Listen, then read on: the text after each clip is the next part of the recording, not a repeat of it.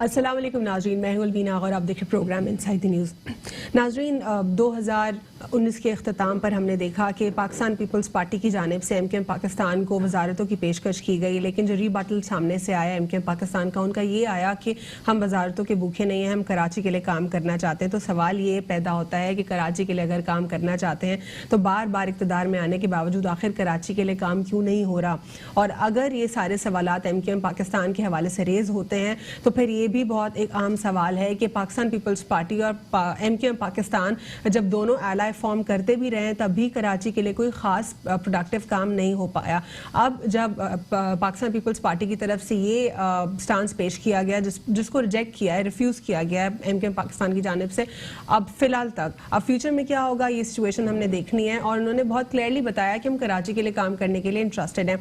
तो आखिर कैसे कराची के लिए काम होगा, क्या ये वजारतों की पेशकश करना ज़रूरी थी, क्या ऐसे कोई एलाई फॉर्म करके नहीं काम किया जा सकता, क्या प्रैक्टिकली पॉसिबल ऐसा नहीं है, सिर्फ और सिर्फ वजारतों की पेशकश के बाद और उनकी शमूलियत के बाद ही प्रैक्टिकली पॉसिबल रहेगा।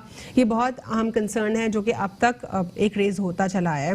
साथ ही साथ माहिर नजूम जो है अपनी प्रेडिक्शंस करते रहते हैं हर साल, और यही प्रेडिक्शंस की वजह से जो है कुछ लोगों ने कॉन्स्टेंटली ये भी कहा कि जो 2015 की हुकूमत होगी उसमें वज़ीर-ए-आज़म इमरान खान साहब जो इक़्तिदार में आएंगे। और अब माहिर नजूम जो है काफ़ी जगहों से ये कह रहे हैं कि वज़ीर-ए-आज़म इमरान खान साहब की हुकूमत जो है ख़तरे में दिखाई देती है। उस्मान बुज़दार साहब भी जो है उनकी भी जो एक इक़्तिदार है जिसको बहुत प्रोटेक्ट करने की कोशिश करते हैं इमरान खान साहब, वो भी ख़तरे में है और पूरी जो हुकूमत है वो ख़तरे में। और कुछ माहिर नजूम ये भी कहते नज़र आए कि इमरान खान साहब खुद ही तमाम तर जो असेंबलीज हैं उनको तहलील कर देंगे।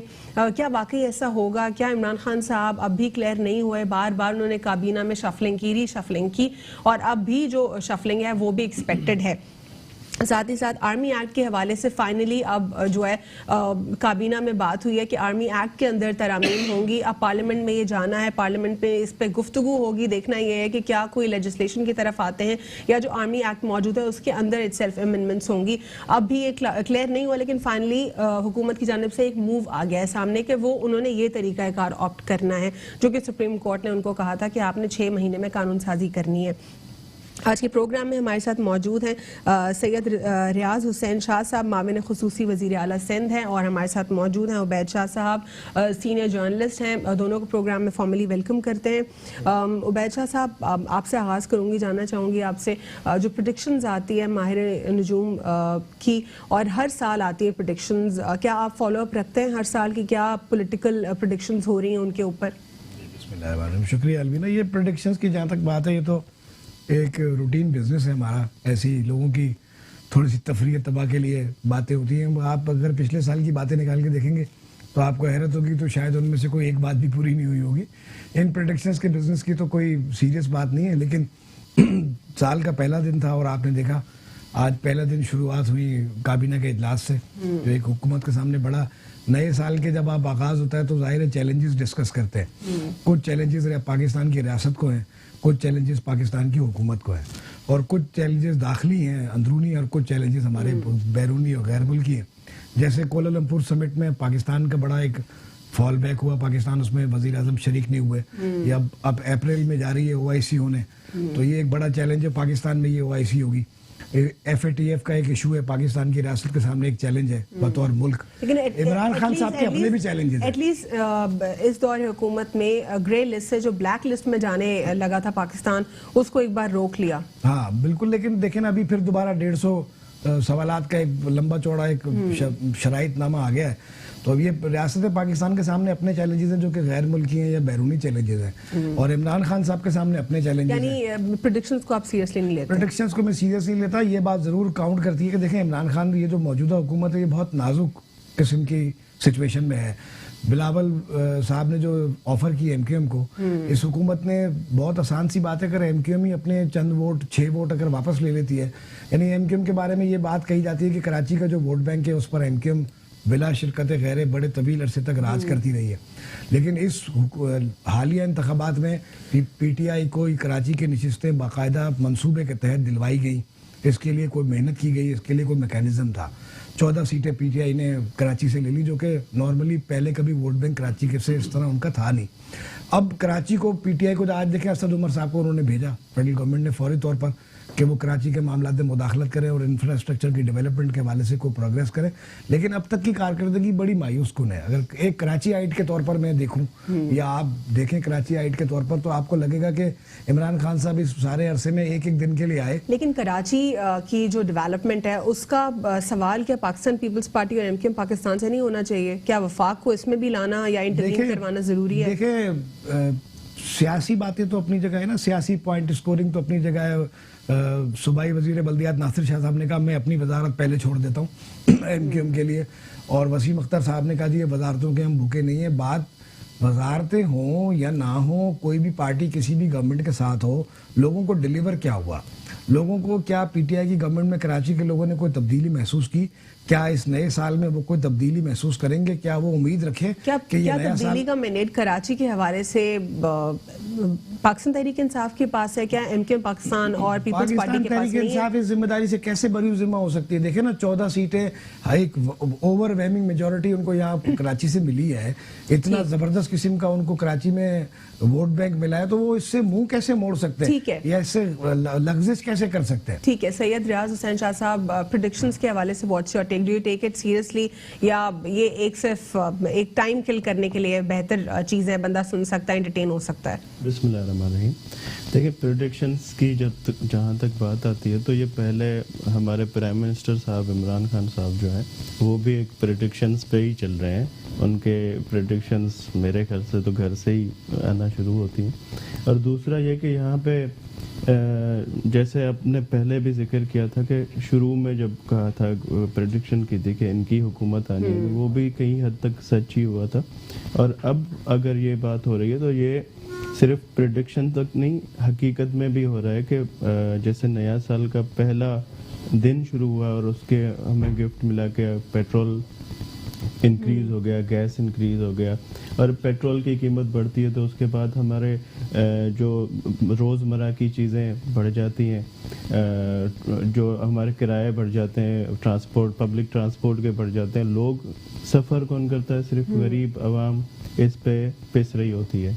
इनको ये समझ नहीं आता कि आपको हुकूमत मिली है तब्दीली के नारे पे, तो आप उनको क्या डिलीवर कर रहे हैं? जब से आपकी आप लोग सीएनजी और गैस के हवाले से कोई बात क्यों नहीं कर रहे? जो यहाँ पे सिचुएशन चल रही है, गैस नहीं है सीएनजी पंप्स पर, इस पर क्यों बात नहीं हो रही पाकिस्तान पीपल्स पार्टी की जानिब से? हमने शुरू दिन से बात की है। मैं पहले भी आपके शो में आया था, मैंने यही बात की थी कि गैस हमारा सुबह से गवर्नमेंट के साथ किस तरह, पाकिस्तान तहरीक इंसाफ के साथ किस तरह बैठ के आप इस पर बात कर सकते हैं? कैसे रेज करेंगे प्रोडक्टिवली? सीसीआई की जब मीटिंग हुई थी अभी रिसेंटली, उस पर सीएम साहब ने ये रेज किया था प्रॉब्लम कि जो भी सिर्फ हमारे सूबे के लिए नहीं, उन्होंने चारों सूबों के लिए भी बात की थी कि बलोचिस्तान से भी गैस निकलता है, सिंध से भी निकलता है, पेट्रोल हमारा सिंध से भी आता है, बलूचिस्तान से बहुत सारी ऐसी हमारे जो माइंस और बहुत सारी जो हमारी चीज़ें आती हैं, तो उसमें सूबों को फ़ायदा मिलना चाहिए। हमारे यहाँ गैस निकलती है तो हमें नहीं मिलती, हमारे पास लोड शेडिंग होती है गैस की। इलेक्ट्रिसिटी का भी यही हाल है। हमारे पाकिस्तान में आप देखें, आप अंदरून गांव या जगहों पे जाएं, सर्दी में भी वहाँ पे जो है 18 घंटे लाइट नहीं है। तो मतलब यही हुकूमत इनकी चल रही है। तो मुझे तो नहीं लगता कि ये साल जो है, हमने चेयरमैन बिलावल भुट्टो जरदारी साहब ने पहले ही कह दिया था कि इनका जो ये नया साल है ये लास्ट है, और इंशाल्लाह अब अगली इलेक्शन के तरफ हम जा रहे हैं और बेहतरी की उम्मीद है, अवामी राज आएगा इंशाल्लाह। लेकिन पहले कौन सी आइडियल सिचुएशन थी हमारे मुल्क में? पहले कौन से कोई यहाँ पे, देखिए पहले आप कह सकती है कि ना थी, मगर अब पीपल्स पार्टी को लोग याद कर रहे हैं, उस वक्त को लोग याद कर रहे हैं। लेकिन पाकिस्तान तहरीक इंसाफ कह रही है कि गैर मामूली, गैर मकबूल और मुश्किलात में घिरी पाकिस्तान पीपल्स पार्टी हाथ पांव मार रही है। देखें, पहले जब हमें हुकूमत मिली थी तब भी हमारे कोई 2007 में अच्छा वक्त नहीं मिला था हमें, मगर फिर भी हमारी हुकूमत, पीपल्स पार्टी की हुकूमत ने उसको अच्छे से टैकल किया था। फिर नून लीग की हुकूमत आई, उसके बाद इनको 5% पे इन्फ्लेशन रेट मिला था, अब वो 12 से क्रॉस हो गए अभी आजकल के जो है। मतलब आप हम आप जब तब्दीली का नारा मार के आप आते हैं, आप तब्दीली क्या लाते हैं? गरीब गरीबतर हो जाए और जो है आपका डॉलर इंक्रीज हो जाए, 60 अबव हो जाए, और आप के जो महंगाई हद से ज़्यादा बढ़ जाए। आपने ये तब्दीली लाई जो गरीबों को बेनजीर इनकम सपोर्ट के पैसे मिल रहे थे, औरतों को मिल रहे थे, वो 10 लाख अपने लोग उसमें तो खुश होना चाहिए ना आपको। कह रहे 10 साल 2010 में लास्ट जो है वो अपडेट हुआ है, उसके बाद 2019 आ गया, कोई डेटा का कुछ कोई मैकेनिज्म नहीं है, कोई एनालिसिस नहीं है, 10 लाख यानी नाम बार काट बार लिए गए कॉन्स्टेंटली। हैं, 8 साढ़े 8 मुझे भी मैसेज आ इसमें तो जाता है सख्त कि आप तहफ़्फ़ुज़, मेरे पास मैसेजेस आते 25,000 हैं। रुपए लेने के लिए एलिजिबल है। अब देखिए ना, ये क्या किस किस्म के मैसेज आते हैं, ये सबके पास मैसेज आते हैं, इवन इसमें तो देखिए फेक मैसेज भी है जी, फेक मैसेज भी आते हैं। लोग अपना दुकानदारी वही बात है ना शाह साहब, क्यों ये मैकेनिज्म, कैसे कोई किसी को कर सकता है? ये भी एक क्राइम है इटसेल्फ। जिनको कार्ड था उनको, औरतों को पैसे मिल रहे थे, ठीक है। हमें या आपको कोई मैसेजेस आते हैं, वो तो बहुत जीतो पाकिस्तान के भी मैसेजेस आ रहे होते हैं, ऐसे तो बहुत सारे। उन्होंने डिस्क्लेमर लगा दिया ना, वो अपने आप को डिसोन उससे करते हैं, लेकिन कोई एक ऐसी मैकेनिज्म, क्योंकि ये गवर्नमेंट का प्रोजेक्ट है, कोई ऐसा मैकेनिज्म होना चाहिए कि कोई क्रैकडाउन हो इसके अगेंस्ट, कोई फेक मैसेज ना जाए। इनफैक्ट एक और कंसर्न जो कि ये है कि जो एलिजिबल लोग हैं उन तक नहीं पहुंच रहा, जो अब एलिजिबल नहीं है वो इसको ले रहे हैं, अच्छे खासे फिल्दी रिच लोग, क्योंकि उनकी अंदर से मोरल ग्राउंड्स की अगर हम बात करें, उनको कोई फिक्र नहीं होती, कोई फर्क नहीं पड़ता। 40 लाख से प्लस लोग थे, इसमें लेडीज थी, उसमें से 10 लाख तकरीबन अभी कट गए। और मैं आपको बता रहा हूँ, हम बहुत ही अंदरून में गए, इंडिया बॉर्डर तक थर में, वहाँ पे भी औरतों को ये कार्ड के पैसे मिल रहे थे, जो बहुत ही ठीक है। आप कहते हैं कि जो आपने देखे हैं अभी बड़ा मुश्किल है। आप कह रहे हैं कि आजकल अगर आपका वो पैसे उनसे छिन जाएंगे तो जाहिर 1,000 रुपया भी अगर गरीब को मिलता है तो वो दुआएं देते हैं। लेकिन वो ये कह रहे हैं कि हम जो नवाज शरीफ ने ये काम नहीं किया, इन्होंने सिर्फ ये कहा कि भाई आपको नौकरियां देंगे। मेरी बात थोड़ा सा कंप्लीट करने दें। जी श्योर। लेकिन उनका ये कहना है कि हम इसका एनालिसिस करेंगे और जो एलिजिबल हैं उन तक पहुंचाएंगे। तो एलिजिबल सब जो भी देखें, इनमें बेनजीर इनकम सपोर्ट कार्ड जिन्होंने लिया है वो सारे गरीब और मिस्कीन लोग हैं, एलिजिबल ही हैं उनके पास। Are you sure, sir? Yeah, I'm sure. I'm the witness. I've seen a lot of people जो कि जिनको जरूरत नहीं, ऐसे हैं सर जिनके अंदर कोई मोरल्स नहीं है, वैल्यूज नहीं है, शर्म भी नहीं है, हया कोई नहीं है उनके अंदर।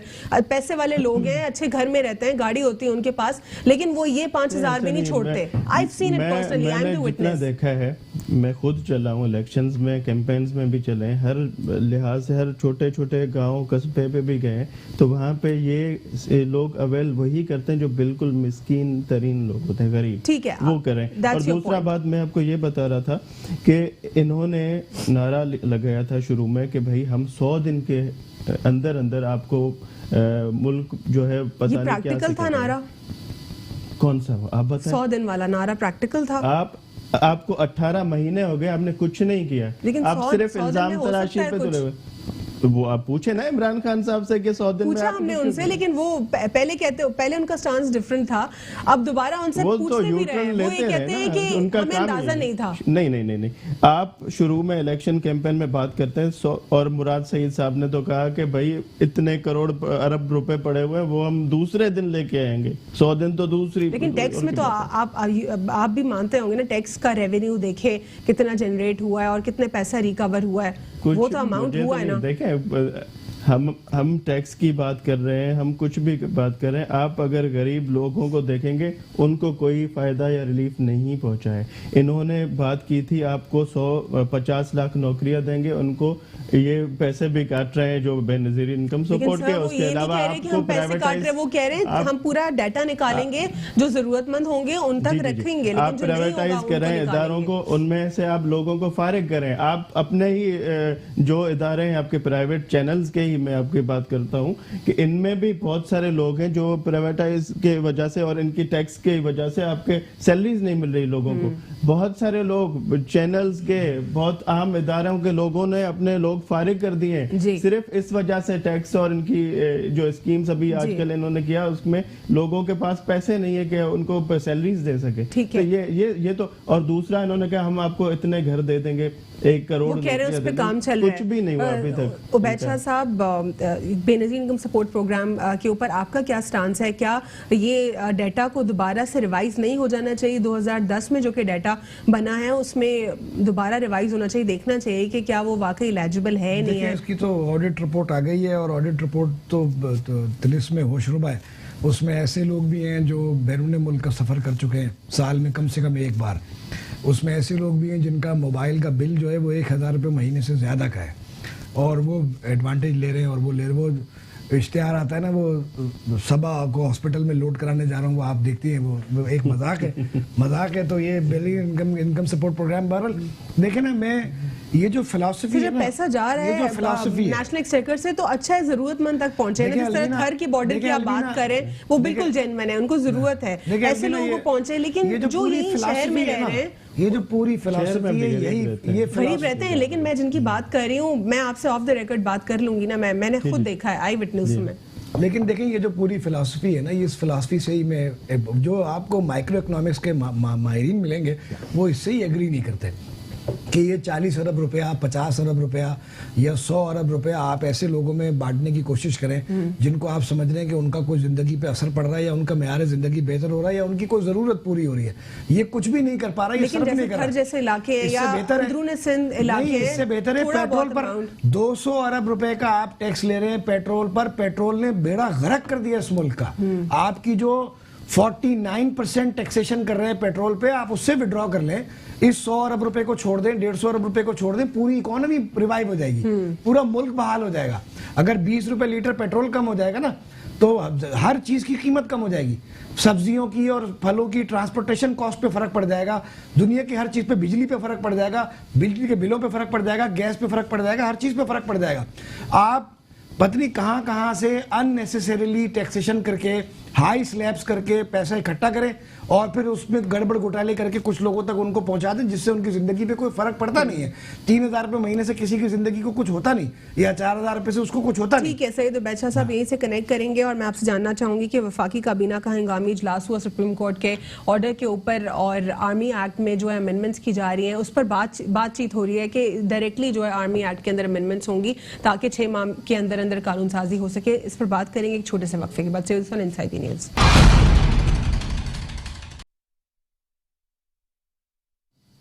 Welcome back after break. नाज़रीन, ब्रेक से कबल मैं सवाल छोड़कर गई थी कि वफाकी काबीना का हंगामी इजलास हुआ और आर्मी एक्ट के अंदर अमेंडमेंट्स की बातचीत हो रही है। फर्दर अब पार्लियामेंट में कैसे डिस्कस होता है, अपोजिशन का क्या इसके ऊपर स्टांस आता है, हमने वो भी देखना है। लेकिन अभी मैं जानना चाहूँगी अदील अहमद से, जो कि MP पाकिस्तान तहरीक इंसाफ हैं, कि उनका क्या कहना है सिचुएशन के ऊपर। आपको भी प्रोग्राम में फॉर्मली वेलकम करते हैं। अस्सलाम वालेकुम। वालेकुम अस्सलाम, thank you so much Alvina. Adeel, हम इस वक्त प्रोग्राम में बात कर रहे हैं कि ओवरऑल आर्मी एक्ट के अंदर अमेंडमेंट्स का जो है सोचा गया है और हंगामी इजलास आज हुआ। इसके अलावा हमने कुछ बात की कि बेनजीर इनकम सपोर्ट प्रोग्राम के सिनेरियो के ऊपर कि 10 साल बाद एनालिसिस होने जा रहा है। साथ ही साथ नए साल के साथ ही जो हमें तोहफा मिला है वो LPG महंगी, रोटी महंगी और बहुत सारी इन्फ्लेशन का जो एक दबाव है वो दिखाई दे रहा है कि शायद वो कहीं अगले 6 माह तक भी कम नहीं होगा। क्या कहेंगे आप इस सिनेरियो के ऊपर? लेकिन सबसे पहले तो आपने जो हमें इजलास की बात की, तो ऑब्वियसली सुप्रीम कोर्ट के अहकाम या उनकी जो इशू टेकअप था और उसके लिए जो जरूरी वो थी तरामीम थी के अंदर, तो उसकी से होनी थी। जी अदील, लेकिन ये ठीक है, लाइन का ज़रा इशू आ रहा है। मैं यहाँ पे उबैद शाह साहब आपसे कनेक्ट करूँगी, दोबारा दिल की जाने भी जाएंगे। Is it a good option कि डायरेक्टली आर्मी एक्ट के अंदर जाएं और अमेंडमेंट करें उसमें? मेरा ख्याल है एक फ्यूटाइल एक्सरसाइज है। मैं इसको अजीब सी, मुझे समझ नहीं आता कि ये क्यों इस तरह हो रहा है, क्या नाअहली है या कोई डेलिब्रेशन है। देखिए, पहले भी एक तो बात यह है कि काबीना के इजलास में ऐसी किसी मंजूरी जो आज खबर आई है, इसकी कोई कानूनी हैसियत नहीं है। साकिब निसार साहब ने एक जजमेंट दिया था कि हुकूमत जो होती है वो उसके रूल्स ऑफ बिजनेस के तहत जो भी अहम फैसले होते हैं वो कलेक्टिव डिसीजन होने चाहिए, मशवरे से होने चाहिए। तो काबीना को इमरान खान साहब ने बड़ा, इसमें कोई शक नहीं, उसका रोल बढ़ाया है। हर बात को काबीना में ले जाते हैं, मगर काबीना की कोई हैसियत नहीं है एक लॉ की इनेक्टमेंट से या एक उससे, वो तो पार्लियामेंट में ही होगा जो होगा। काबीना ने कोई भी मंजूरी दी है या काबीना ने कोई विल शो की है, वो ऐसे ही जैसे टीम ग्राउंड में खेलने के लिए उतरती है तो नारा मारती है, उसकी हार जीत से तो कोई तय नहीं होता कि नारा मारेगी जोर से तो जीत जाएगी। तो ये तो कोई सिग्निफिकेंट बात नहीं है काबीना का जो भी मामला है आज। अब ये करने जा रहे हैं, ये एक अच्छा ऑप्शन है। और जो टाइम पीरियड आपको लगता है कि दुरुस्त इन्होंने जल्दी कोई ना कोई स्टांस सोचा है या फिर टाइम जाया हुआ है? नहीं, देखे ना, टाइम जाया होना तो अभी तो जो करना चाहिए वो तो करने ही रहे। ये अपॉइंटमेंट प्राइम मिनिस्टर की एडवाइस पर प्रेसिडेंट ऑफ पाकिस्तान करते हैं, being commander in chief of the arm forces, और ये प्रोविजन है आर्टिकल 243 में कॉन्स्टिट्यूशन में। आप डील कर रहे हैं आप आर्मी एक्ट को, जो कि एक सबऑर्डिनेट लेजिस्लेशन है जिसका ताल्लुक नेटिग्रिटीज से है। जो बेसिक अपॉइंटमेंट है आर्मी चीफ का वो डील होता है आर्टिकल 243 में। लेकिन आर्टिकल 243 को आप इसलिए छेड़ नहीं सकते कि शायद 2/3 मेजोरिटी आप मैनेज नहीं कर पाएंगे, वो पॉलिटिकल इंजीनियरिंग हो नहीं पाएगी जिसके लिए 243 में अमेंडमेंट लाई जा सके। अब इसके लिए, लेकिन अभी फिर subject to approval of supreme court है। अगर ये सब कुछ कर लेंगे, जस्टिस गुलजार साहब बैठे, मामला फिर उनके पास जाएगा, वो फिर पूछेंगे जी आपने आर्मी एक्ट में क्या किया, आर्मी एक्ट में किया तो जो मास्टर जो मदर लेजिस्लेशन है उसको क्यों नहीं आपने वहां क्यों नहीं रिस्पॉन्ड किया। मेरा नहीं ख्याल है कि कोई इसमें ये एक्सरसाइज कोई अच्छी हेल्दी होने जा रही है। अच्छा। और मैं समझता हूं कि इमरान खान साहब जो है वो जगह, वो अंग्रेजी का एक मुहावरा है कि fools rush in where angels fear to tread, यानी इमरान खान साहब वो वहां भी हाथ धमकते हैं जहां पे फरिश्तों के भी पर जलते हों कि भाई यहाँ जाना नहीं चाहिए। बहुत सारे ऐसे मामलों में भी घुस जाते हैं। अभी नैब का मामला आपने देखा है, नैब का मामले में सुप्रीम कोर्ट ने आज अकरम दुरानी साहब की जो बेल लगी हुई थी उस पर सुप्रीम कोर्ट ने ऑब्जर्वेशन दी कि जी सेटिस्फाई करें। उन्होंने कहा जी मैं अब नए ऑर्डिनेंस के बाद, नए कानून के बाद इस बेल को जरूरत ही नहीं रही, हम नैब से बाहर निकल गए। तो उन्होंने कहा जी सेटिस्फाई करें। अभी इमरान खान साहब इस पर उनका माजरत खाना रवैया है, उनकी अजीब सी सिचुएशन है। पूरा एहतसाब का नारा ही उनका जो है एहतसाब वाले मामले का चला गया इस कानून की तब्दीली के बाद। अब जो वो करने जा रहे हैं ये काम भी सेटिस्फैक्टरी नहीं होगा, ये उनके मसाइल बढ़ेंगे। ठीक है, यहीं से कनेक्ट करूंगे मैं आपसे कि क्या ये अच्छा ऑप्शन था या नहीं, इस पे आप बात कर रहे थे। अदील अहमद ने हमें कॉल पे ज्वाइन किया है। अदील अहमद, भी आर्मी एक्ट के अंदर जो अमेंडमेंट का फैसला किया आप लोगों ने, ओवरऑल लेजिस्लेशन को चेंज नहीं कर रहे, इटसेल्फ सिर्फ आर्मी एक्ट में आप लोग अमेंडमेंट्स का सोच रहे हैं, आपको लगता है कि प्रोडक्टिव काम है और इससे आपका जो इशू है वो जो बेसिकली इशू है वो इससे सॉल्व हो जाएगा? पाकिस्तान तहरीक इंसाफ का हमारा पहले भी जो है रहनुमाओं का जो स्टांस रहा है इस पे, और कानून की तो लोगों को भी ख्याल था कि ये जो आर्मी चीफ की तैनाती है एक्सटेंशन है, ये वो इख्तियार है, वो सुप्रीम कोर्ट का जो है वो क्योंकि ये कानून जो है वो एक चलता हुआ आ रहा है और इसको बनाया इस तरीके से कि ये इख्तियार जो है प्राइम मिनिस्टर का और प्रेसिडेंट ऑफ पाकिस्तान का होता है। तो खैर उसके बावजूद सुप्रीम कोर्ट ने ये मामला टेकअप किया। सुप्रीम कोर्ट जो है वो एक रिकॉर्ड है, एक उनकी सुप्रीम कोर्ट की एज अ पॉलिटिकल पार्टी, एक जमहूरी पार्टी की हैसियत से जो है। ठीक है, रियाज हुसैन शाह साहब, आपको लगता है कि दुरुस्त तरीके से जो है इसको एड्रेस किया जा रहा है इस इशू को? बेसिकली देखें, पहले तो मैं आपको ये बताऊंगा कि जो हमारे असेंबली है, नेशनल असेंबली और सेनेट, उसका तीन महीने से सेनेट का इजलास नहीं बुलाया गया, 3.5 महीने से। उसके बाद सडनली कल कोई कॉल आती है, हंगामी इजलास आ जाता है जिसमें बहुत सारे ऐसे लोग होते हैं जो दूर दराज से ताल्लुक़ रखते हैं, तो उनको रात में ही पता चलता है। कम से कम उनको 2 दिन पहले बताना चाहिए। ठीक, उसके बाद ये इनको अपोजिशन को पहले तो ये कोई इसको बताते नहीं थे। आज वो फवाद चौधरी साहब कहते हैं कि आप जो है पुरानी बातें भूल के और आप हमारे साथ आए और तो दोस्ती की कोशिश करें ना। नहीं, मतलब अपोजिशन के साथ तो आपको चलना पड़ेगा और आपके पास कोई मेजोरिटी नहीं है, 2/3 मेजोरिटी नहीं है, आपको अपोजिशन को साथ लेके चलना है। Don't you see it as a positive sign? और दूसरा ये है कि ये सुप्रीम कोर्ट का हुक्म है जिस पे जो है लेजिस्लेशन करनी है और अब डिबेट होनी है, इंशाल्लाह देखते हैं क्या होता है इस पर। ठीक है अदील, अब तक ऑपोजिशन जमातों का इस पर स्टांस नहीं आया क्योंकि आज ही हंगामी इजलास हुआ। आपको लगता है कि ऑपोजिशन जमातें इसको वेलकम करेंगी, जो कि आपने आर्मी एक्ट में ही डायरेक्ट इटसेल्फ अमेंडमेंट की बात की है?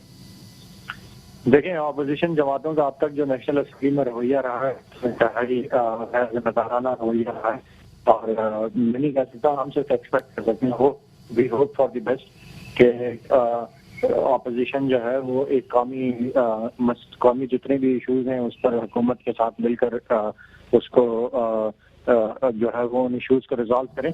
जिस तरह से पार्टी के और सख्त नाफिद और उन पर तनकीद करने के बावजूद सिंध असेंबली में जो अच्छे कवानीन आते हैं तो पाकिस्तान तहरीक इंसाफ खुले दिल के साथ उन कवानीन को सपोर्ट करती है, और उसको जो है वो उसके मसाले मौजूद हैं कि हमने हुकूमत के साथ मिलकर उन कानून का साजी में जो है हिस्सा दिया और उनको असेंबली से पास किया खुले दिल के साथ। लेकिन अभी इस वक्त क्या आपको लगता है ऑपोजिशन वेलकम करेगी आपके इस इनिशिएटिव को? करना चाहिए, ऑपोजिशन को वेलकम करना चाहिए। कौमी इश्यूज पर जो है वो सियासत नहीं होनी चाहिए, और अगर ऑपोजिशन इसको वेलकम नहीं करती तो ये वंस अगेन एक दफा फिर एक्सपोज होंगे और एक दफा फिर जो है वो पूरी कौम देखेगी कि किस तरह से आवाम से वोट लेकर कौम के टैक्स के पैसे से तनख्वाहें लेकर ये असेंबलियों में जाते हैं और वहाँ जो है वो अवामी इश्यूज के बजाय अपनी सियासत करते हैं। तो अगर ये नहीं करेंगे सपोर्ट अवामी इश्यूज पर तो ये एक्सपोज होंगे बुरी तरह।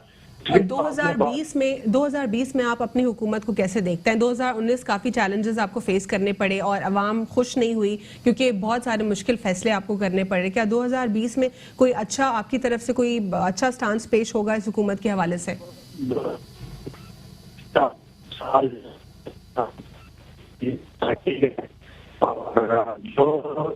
अदील, यहीं से दोबारा से आपसे कनेक्ट करेंगे। मैं आपसे जानना चाहूँगी सैयद रियाज हुसैन शाह साहब के 2020 में आपको लगता है कि क्या थोड़ा रवैया चेंज होगा हुकूमत का आपकी तरफ? जैसे कि आप खुद कह रहे हैं कि फवाद चौधरी साहब ने भी यही कहा है कि जो हुआ उसको भूल जाए, यानी वो दोस्ती की कोशिश कर रहे हैं, जो लूप होल बीच में आप दोनों के दरमियान क्रिएट हो गया उसको ख़त्म करने की कोशिश कर रहे हैं। देखिए, ये तो अब तो ये ऐसी बातें करेंगे क्योंकि ये फेल हो रहे हैं, इनकी डिलीवरेंस कोई भी नहीं है। ये पिछले साल भी नहीं, जैसे इनकी हुकूमत आई 18 महीने हो गए, अभी 18 महीनों में इनका कोई ऐसा काम आप बताएं सिर्फ करतारपुर के अलावा जो इन्होंने किसी पॉजिटिव आया हो किसी हमारे अवाम के लिए या उनके लिए कोई फ़ायदे का चीज़ आई हो। अभी इनकी हुकूमतें चल रही हैं KPK में, बलूचिस्तान है और पंजाब में आप बताएं, इनका जो वज़ीर आला साहब बैठे हुए हैं, पंजाब में कोई मेगा आपका प्रोजेक्ट शुरू हुआ हो 18 महीनों में? कचरे के ढेर हो गए लाहौर में। लाहौर एक बहुत ही ज़बरदस्त शहर था मगर उनको आपने कचरे के ढेर बना दिया। एक ही वाहिद सूबा है जहाँ पे आप काम भी कर रहे हैं, CM साहब हमारे मुराद अली शाह साहब और उनके बहुत सारे प्रोजेक्ट सर, यहाँ पे रैबीज की वैक्सीनेशन मौजूद नहीं है, पूरे इंटीरियर सिंध में बुरा हाल हो रहा है। मैं आपको इसका भी जवाब देता हूँ। हमारे डेंगू से पेशेंट्स मर रहे हैं। जी, मैं आपको इनका जवाब देता हूँ। यहाँ पे देखें सिर्फ सिंध सूबा ही नजर आता है जहाँ पे अच्छी बात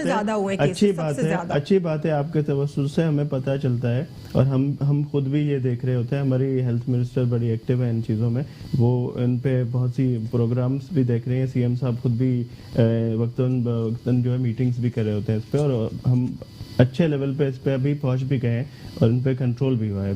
मगर ये हमें शिकायत ज़रूर है कि बलूचिस्तान में कुत्ते नहीं हैं, KPK में कुत्ते नहीं है या डेंगू नहीं है, पंजाब में नहीं है, सिर्फ सिंध के नज़र आते हैं।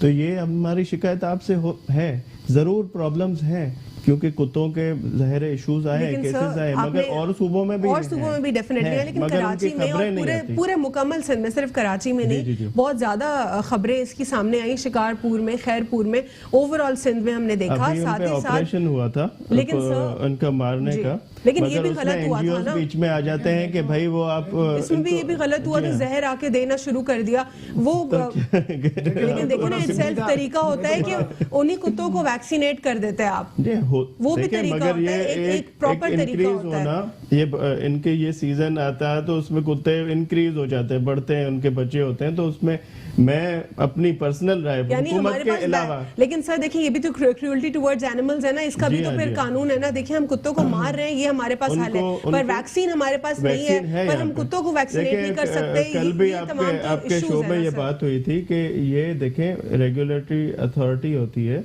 जो वफाक देखती है, वो वैक्सीन आते थे चाइना से और इंडिया से आते थे, पहले यूके से भी मिलते थे, चाइना और भारत से हमारे पास आते थे। भारत से एस्केलेशन के बाद बंद हो गए। लेकिन सर मेरा सवाल हमेशा यही होता है शाह साहब कि आखिर इतने सालों में हम लोग वैक्सीन क्यों नहीं बना पाए? कोई रॉकेट साइंस नहीं है इसके अंदर, सिंपल वैक्सीन है। जितना मुझे इल्म है कि प्राइवेट कंपनीज है जो ये काम करते हैं वैक्सीन वगैरह के, वो वफाकी इनका जवाब दे सकते हैं क्लियरली। बाकी जो है हमारे पास अभी जना में और काफ़ी हॉस्पिटल्स में भी अवेलेबल हैं, अंदरूनी जो हॉस्पिटल्स हैं वहाँ पे भी अवेलेबल है और जना में भी अवेलेबल है, और जहाँ पे ना है मेरे ख्याल में अभी आजकल के जो वक्त है यहाँ पे काफ़ी हॉस्पिटल्स में अवेलेबिलिटी आ गई है, वहाँ पे पहुँच चुके हैं। ठीक है अदील, जिस तरह पाकिस्तान पीपल्स पार्टी ने पेशकश की एमक्यूएम पाकिस्तान को वजारतों की, और एमक्यूएम पाकिस्तान ने अब तक जो है रिबटल में इनकार ही किया है, आपको क्या लगता है क्या दोनों अगर साथ मिल जाएंगे तो क्या कोई कराची के इश्यूज एड्रेस हो जाएंगे, या फिर आप भी इस वक्त एक्टिव दिखाई दे रहे हैं? कराची का इशू आखिर कौन सॉल्व करेगा? देखें, बुनियादी तौर पर प्रिंसिपली असूली अगर बात की जाए तो कराची जो है वो सिंध का शहर है और सिंध का दारुल खिलाफा है और सिंध का चेहरा है, एक पोर्ट सिटी है। दुनिया भर से जो लोग पाकिस्तान आते हैं, सिंध में आते हैं, तो कराची जो है वो सिंध का एक फर्स्ट इम्प्रेशन जो है वो देता है। और ये बुनियादी जिम्मेदारी जो है वो सिंध हुकूमत की है कि कराची शहर के जितने इश्यूज हैं, पानी से लेकर सीवरेज से लेकर जितने इश्यूज हैं इंफ्रास्ट्रक्चर के, ये सब सिंध हुकूमत को एड्रेस करने चाहिए इसमें। और उनके पास अददी अक्सरियत मौजूद है सूबे के अंदर, उन्हें जो है वो किसी और जमात की जरूरत नहीं पड़ती कानून साजी में, उनको जरूरत नहीं पड़ती एडमिनिस्ट्रेशन में। तो वो बुनियादी जिम्मेदारी जो है वो उनकी है, सिंध हुकूमत की है कि वो जो है उसको कराची के इश्यूज को एड्रेस करें। लेकिन जिस तरह से रिसेंटली जो है वो बिलावल जरदारी के वो चल रहे हैं कि एमक्यूएम को साथ मिलाने की पेशकश की जा रही है, तो ये कोई पहली दफा ये नहीं कर रहे। पाकिस्तान पीपल्स पार्टी की जब वफाक में हुकूमत थी तो वो एमक्यूएम को साथ मिलाते थे, फिर निकाल देते थे, फिर साथ मिलाते थे, फिर निकाल देते थे। तो ये मोर देन आप ये कहें कि पॉलिटिकल बारगेनिंग या पॉलिटिकल ब्लैकमेलिंग के अलावा जो है वो और कुछ नहीं था। उस वक्त भी वो यही कर रहे थे और अभी भी वो ये कोशिश कर रहे हैं कि हुकूमत को पाकिस्तान तहरीक इंसाफ की वफाकी हुकूमत को डिस्टेबलाइज करने की अगर वो कोशिश कर रहे हैं तो उनकी ये कोशिश जो है वो कामयाब नहीं होगी।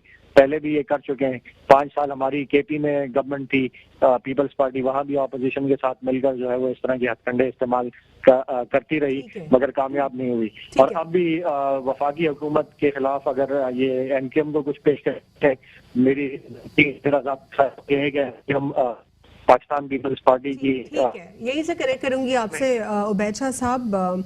जिस तरह पाकिस्तान तहरीक इंसाफ का स्टांस से कोई फ़र्क नहीं पड़ेगा और अभी भी ये दिखाई दे रहा है कि एमक्यूएम पाकिस्तान भी फ़िलहाल राज़ी नहीं है वजारतों के ऊपर, लेकिन वाकई क्या कोई इफ़ेक्ट होगा अगर फॉर इंस्टेंस शामिल हो जाती है MQM Pakistan Pakistan Peoples Party के साथ? देखें, कुछ बातें तो हम मेन स्ट्रीम मीडिया पर बैठकर करते भी नहीं है और करने भी नहीं चाहिए, बाज़ इदारों को नुकसान हो सकता है। लेकिन पाकिस्तान की जो फौजी क़यादत है उसमें भी एक खिंचाव है जी, और ये जो और इस वक्त वाज़े खिंचाव है और मौलाना फजलुर रहमान के बारे में बड़ी यानी जिम्मेदारी से कहा जा सकता है। अब जो हालात सामने आए कि वो जब आए थे धरना देने तो उनको इसी हिरार्की में से किसी की तरफ से कोई सिग्नल था और अब मौलाना फजलुर रहमान ये जिम्मेदारी से दावा कर रहे हैं कि 2020 जो है वो इलेक्शन का साल है, उनके पास गारंटी है। अच्छा, वो कहते हैं मुझे जमानत दी गई है कि 2020 में इलेक्शन होंगे नए। अच्छा, इधर बिलावल भी कहते हैं कि जी ये इलेक्शन का साल है, अवामी राज आएगा। अब हुकूमत तो बहुत ही कमज़ोर बैसाखियों पे खड़ी है, बैसाखियों वालों की लैंग्वेज टोन ही बिल्कुल इतनी होनी नहीं चाहिए जैसी टोन है। जो इमरान खान अभी अदील साहब जो कह रहे हैं कि जी सियासी ब्लैकमेलिंग और फला ये सब बात कर रही है, इस पोजीशन में ही नहीं है पीटीआई कि वो कोई आंखों में आंखें डालकर कोई चैलेंज करके बात करे। उन्होंने लोगों को सर्व करने की कोशिश ही नहीं की है। 1.5 साल सारा बेहिसी से निकाल दिया। साहब कह रहे हैं कि कोशिश की गई लेकिन उनको कामयाब नहीं होने दिया जा रहा, उनको रोका जा रहा है। उनको कौन रोक रहा है? उनको कौन रोकता था? वो कहते थे मैं अगर ऊपर से आदमी, उन्होंने इंडिया में तकरीर की थी कि ऊपर वाला आदमी ठीक हो तो 90 डेज में करप्शन खत्म हो जाती है। 12 अरब रुपए की पाकिस्तान में रोजाना करप्शन होती है। वो कहते थे वो ऊपर के आदमी क्या करप्ट है? अब जो अब करप्शन खत्म नहीं हुई, यह हो गई खत्म पाकिस्तान से करप्शन। ये सब इमरान खान साहब की सारी तरजीहात कहीं की कहीं चली गई। वो उन्होंने क्या किया, उन्होंने अपनी उस पर कॉम्प्रोमाइजेस किए। कॉम्प्रोमाइजेस के नतीजे में एक चूचू का मुरब्बा निकल के आया। वो बात रही नहीं जो कुछ थी। इमरान खान कॉम्प्रोमाइज करते गए। लेकिन नैब ऑर्डिनेंस वो में इसी पर खुश है। जब पहले तहफ़्फ़ुज़ात थे ऑपोजिशन जमातों को, अब नैब में अमेंडमेंट्स ऑर्डिनेंस में अमेंडमेंट की बात जब हुई उस पे भी ऑपोजिशन जमातें खुश नहीं है। तो आखिर ऑपोजिशन जमातें क्या चाह रही हैं? वो पहले कह रही थी कि नहीं, देखें ना 50 करोड़ हो रही है, नैब जल्दी हो रही है। 50 करोड़ से के नीचे के अमाउंट की पाकिस्तान में करप्शन नहीं है। शहजाद इकबाल अकबर साहब कह रहे हैं कि इसको मिस इंटरप्रेट किया जा रहा है। तो वो तो मिस इंटरप्रेट एंटी करप्शन को, जो प्रोविंशियल एंटी करप्शन हैं, उनको 10 करोड़ रुपए के पहले ही दायरा इख्तियार दिया हुआ था। उनको दायरा इख्तियार था कि 10 करोड़ रुपए तक की करप्शन हो तो आप हैंडल करें। कि पहले इन्वेस्टिगेशन होगी। बेसिक जो इसके क्रक्स है वो ये है कि पहले इन्वेस्टिगेशन होगी, जिस तरह अब पहले कहा जाता था ऑपोजिशन जमातों की जानिब से कि विदाउट प्रूफ जो है सिर्फ परसेप्शन के ऊपर जो है हाथ डाला जाता है, फिर उसके बाद लिटिगेशन होती है। अब ऐसा होगा कि पहले एनालिसिस होगा, जब उनको डाउट होगा कि इस शख्स ने पब्लिक एट लार्ज को नुकसान नहीं पहुंचाया तो फिर उसको छोड़ दिया जाएगा। नैब उसमें इंटरवीन नहीं करेगी। तो इसमें तो कवानीन और सख्त करें। गोली मारने का लॉ लाए ना, फायरिंग स्क्वाड के आगे खड़ा करें, आप पूरी क्रॉस एग्जामिनेशन करें, इन्वेस्टिगेशन करें, किसी को हाथ मत डालें, पकड़े नहीं, उठा के नहीं लाए, ह्यूमिलेट नहीं करें। वो यही कह रहे हैं नहीं कर रहे ना। अभी तो लॉ में लिखा है 90 डेज तक आपको कस्टडी में रखा, केस मेड आउट नहीं हुआ तो आप बेल के एलिजिबल है। क्यों रखते हैं आप 90 डेज कस्टडी में किसी को? अगर आपने केस ही मेड आउट नहीं किया, you can't even try him, how would you take him in the custody? क्यों रखते हैं? आप केस बनाइए। कह रहे हैं अब नहीं रखेंगे as per the new amendment. अभी तो ये कह रहे हैं कि 90 डेज तक हम कस्टडी में रखेंगे, केस मेड आउट नहीं कर सके तो बेल के लिए एलिजिबल होगा। इस पे जानते हैं अदील, अमेंडमेंट्स के हवाले से नैब ऑर्डिनेंस के ऊपर अगर हम बात करें, ऑपोजिशन जमातें पहले कह रही थी कि इंतकामी कार्रवाई के लिए आप इस्तेमाल करते हैं, नैब एक टूल है और ऑटोनॉमस बॉडी नहीं है। लेकिन अब आपकी जो चेंजेस हैं अमेंडमेंट्स हैं उससे भी कोई खुश नहीं दिखाई दे रहे ऑपोजिशन जमातें। इस पर क्या कहेंगे आप? अच्छा, मैं पहले इनके इस बात पे रिस्पॉन्ड करूंगा कि जो फजलुर रहमान साहब की इन्होंने बात की, उनके 2020 की गारंटी है और सरदारी भी कह रहे हैं कि 2020 इलेक्शन का साल है और फौज की किसी हिरारकी में से इनको यकीन दहानी की गई है। तो मैं इस पे जो है वो ये कहूँगा कि ये एक बार फिर ये साबित करती है कि ये जितनी भी जमातें हैं ये सियासी नहीं है, ये फौजी कंधों पे पांव रखकर ऊपर आने वाले लोग हैं। ये फौजी सीढ़ी इस्तेमाल करके जो है वो इक़्तिदार में आने वाले लोग हैं और ये आइंदा भी किसी हिरारकी की यकीन दहानी पे यकीन रखने वाले लोग हैं कि 2020 में फौज ने कह दिया तो इलेक्शन होंगे। ये इनकी खाम ख्याली है और ये एक बार फिर इस बात को साबित करती है कि ये कोई जमहूरी पार्टियां नहीं है, ये फौज के कंधों पे जो है वो चढ़कर पहले भी इनके लीडर इक़्तिदार में आए और हम भी ये इस बात पर उम्मीद लगाए बैठे हैं कि उनकी यकीन दहानी पे जो है वो इनको दोबारा हुकूमतें कहीं मिल सकती है। तो ये इनका ख्याल जो है वो गलत है। पाकिस्तान की आवाम इनको मुस्तरद कर चुकी है। इमरान खान साहब 22-23 साल में एक बहुत बड़ी उनकी जो अचीवमेंट है वो ये है कि उन्होंने पाकिस्तान की आवाम को शऊर दिया है और वो अब जान चुके हैं कि आवाम जो है वो अब इनकी उसमें नहीं आएंगे और ये इस चीज को जो है दोबारा ये वेरीफाई कर रहे हैं कि ये फौज पर नजरें लगाए रखते हैं हर वक्त हर दौर में। दूसरी अब आपने जो दूसरी बात की कि तरामीम का वो काबीना से भी उसकी मंजूरी हो गई है, इंशाल्लाह पार्लियामेंट में भी आएगी वो और बहुत अच्छे बच्चों की तरह जो है वो अपोजिशन भी उसको जो है वो उन तरामीम को। बहुत बहुत शुक्रिया अदील अहमद साहब प्रोग्राम में शिरकत करने के लिए। रियाज साहब, मैं एक एडिशन जरूर करूंगा, अलविना बड़ा जरूरी है कहना। वो फौज की उन्होंने बात की, मैंने फौज का तो खैर नाम नहीं लिया था, लेकिन एक बात कहना मामूली सी बात लेकिन रिकॉर्ड पर रखना जरूरी है कि जनरल सरफराज सत्तार जो है उन्होंने रिटायरमेंट नहीं ली है, वो सितंबर 2020 में इंतजार में वो रिटायर। तो ये सिचुएशन किसने खड़ी की है? इसका भी जिम्मेदार इमरान खान है।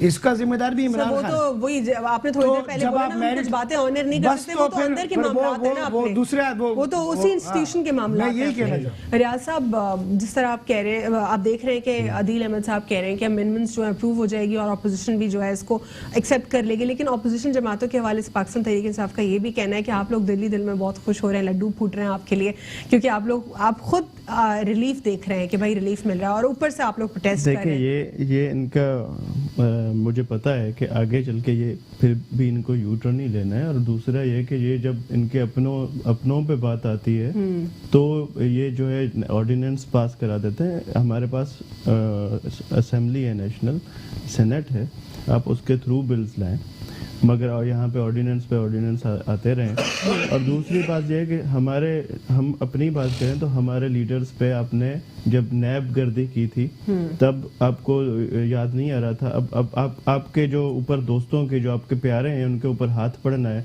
तो आप ये ऑर्डिनेंस ला रहे हैं जो 50 करोड़ से नीचे है या क्या है या कुछ भी है। मतलब हम पीपल्स पार्टी कि हम जब ये असेंबली में आएगा तो हमारी कुछ अमेंडमेंट्स हैं जो हम इनके सामने अगर हमसे कोई रब्ता होता है तो हम पेश करेंगे। अगर इस पे ये नहीं मानते और हमारे पार्टी के स्टांस पे, लेकिन अभी इस वक्त आप लोग को क्या तहफ़्फ़ुज़ात हैं कि इसमें कौन से चेंजेस होने चाहिए, कौन से पर्टिकुलर पॉइंट्स आप लोग को अपील नहीं कर रहे हैं इस वक्त? वो तो हमारे देखें अमेंडमेंट्स जब पार्टी के पार्लियामान में फैसला होगा, हमारे पार्लियामानी पार्टी लीडर्स जो हैं वो, लेकिन वो साइन बिल की कॉपी तो मौजूद है ऑलरेडी, उसमें वहाँ पे जो फैसला करेंगे तो इसमें अमेंडमेंट्स हमारे देंगे, वो हम सामने पेश करेंगे। अगर तो हमसे कोई रब्ता क्यों होता है आप तो लोग क्यों नहीं कर रहे? जब आपको अगर नहीं होगा, नहीं जब ये फैसला ऑर्डिनेंस आएगा असेंबली में तो जरूर इस पे हमसे अगर रब्ता पोजीशन से करेंगे तो हम रब्ता इनके हमारे अमेंडमेंट क्या प्रूफ मतलब ओवरऑल सामने आ जाने के बाद कोई जो है एक्शन होगा? ये जो अभी इनको पता चला है कि भाई आपके जो बिजनेसमैन है या कुछ भी है आपके सर, उसमें मिनिस्टर्स भी मौजूद हैं, उसमें मिनिस्टर्स भी हैं, ब्यूरोक्रेट्स, उसमें हर शख्स मौजूद है। हमारे लीडर्स को जब इन्होंने उठाया था तो हमारे आसिफ अली जरदारी साहब या मोहतरमा फरियाल टालपुर साहिबा, उन पे तो अभी तक कुछ साबित नहीं है। उनको आप बेगुनाह अंदर करके और आप बैठे थे, तब आपको ये होश नहीं था। ठीक है, बहुत बहुत शुक्रिया सैयद रियाज हुसैन शाह साहब प्रोग्राम में शिरकत करने के लिए। उबैद शाह साहब आपका भी बहुत बहुत शुक्रिया। आदिल अहमद साहब ने भी हमें ज्वाइन किया था, उनका भी बहुत बहुत शुक्रिया प्रोग्राम में शिरकत करने के लिए। कुछ चीज़ें कंक्लूड करते चले तो उसमें यह है कि आर्मी एक्ट के हवाले से अब जब बात सामने आएगी कि अपोजिशन जमातों का क्या इस पर रद्द-ए-अमल है, उस पर भी बात करेंगे। और क्या एक अच्छा ऑप्शन है, यह अभी एक सवाल है, क्या कोई और ऑप्शन जो कि 2/3 मेजॉरिटी के पास जाने वाला था वो क्यों जो है ऑप्ट नहीं किया हुकूमत ने? और 2020 क्या हुकूमत के लिए कोई प्रोडक्टिव साल साबित हो पाएगा, या जिस किस्म की प्रेडिक्शंस हो रही हैं क्या वो वाकई सच होगा? साथ ही साथ इन्फ्लेशन की बात अगर हम करें तो उम्मीद करते हैं कि इन्फ्लेशन कंट्रोल हो, हमारी जो ओवरऑल पॉलिसीज है वो भी बेहतर हो, फॉरेन पॉलिसी और बेहतर हो पाए। आज के लिए इतना ही। अल्लाह हाफिज़, गॉड ब्लेस यू ऑल।